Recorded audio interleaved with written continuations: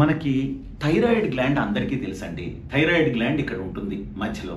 కానీ parathyroid glands అనేవి 4 ఉంటాయి. పారాథైరాయిడ్ గ్లాండ్స్ అంటారు.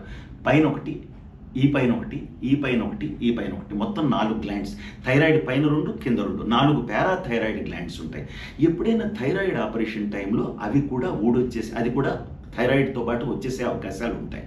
అలాంటప్పుడు ఎప్పుడైతే పారాథైరాయిడ్ గ్లాండ్స్ ఒంట్లోంచి బయటకు వచ్చేసాయో అంటే తీసేశారో, ఈ పారాథైరాయిడ్ హార్మోన్ అంటే పారాథైరాయిడ్ గ్లాండ్స్ ప్రొడ్యూస్ చేసే పారాథైరాయిడ్ హార్మోన్ PTH అనేది తగ్గిపోయి ఒంట్లో కాల్షియం అలా తగ్గిపోతుంది. ఒంట్లో కాల్షియం తగ్గిపోతూ ఉంటుంది.